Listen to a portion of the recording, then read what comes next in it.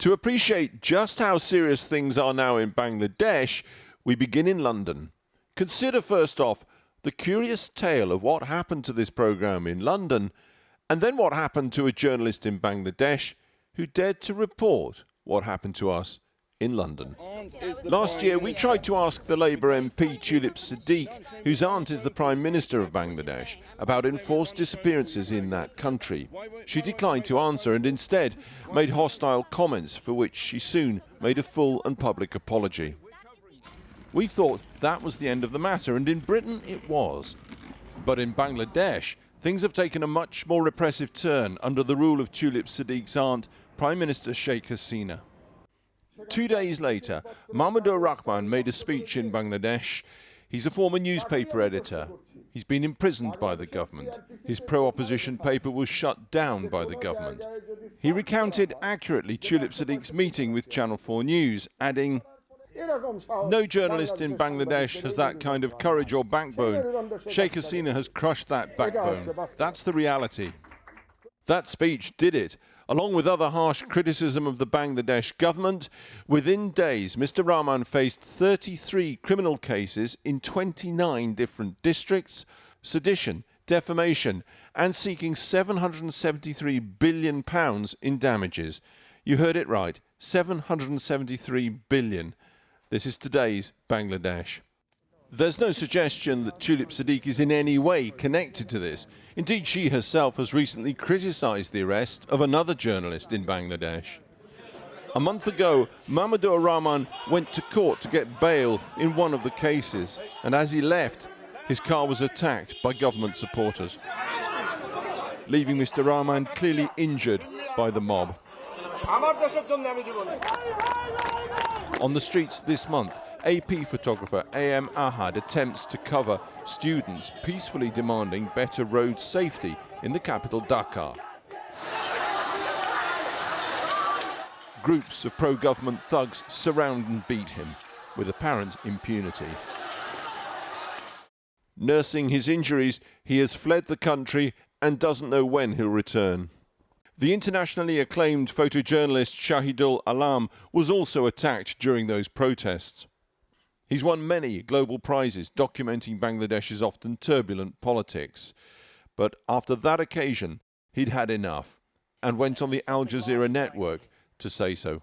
The police specifically asked for help from these armed goons to combat unarmed students demanding safe roads. I mean, how ridiculous is that? Today I was in the street.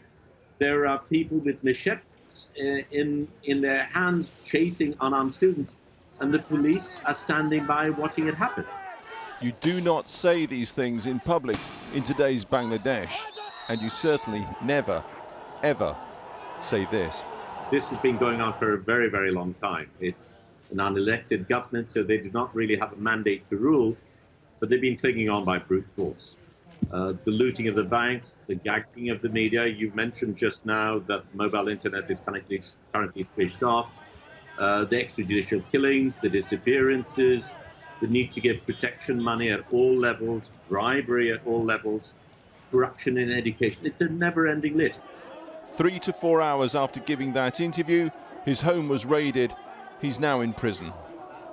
30 plainclothes men arrived at the building where he lives.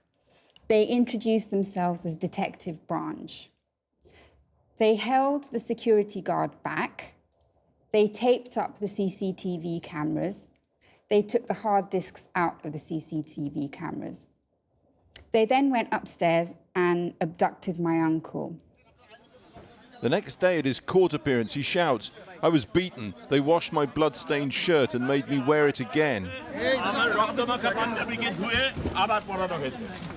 He was blindfolded, handcuffed, arms behind his back. He was then taken to Detective Branch, and in custody, whilst blindfolded, heavy objects were put on his head. He was punched in the face. He was threatened with waterboarding. They said that they would frame him for trafficking. They said that they would abduct my aunt, his wife. They accused him of being a Mossad agent.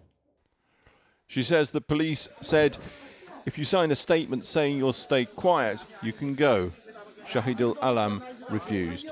The Bangladesh authorities deny that he was mistreated in custody. It's very dangerous for Bangladeshis. I mean, the government appears to be going through people's Facebook accounts.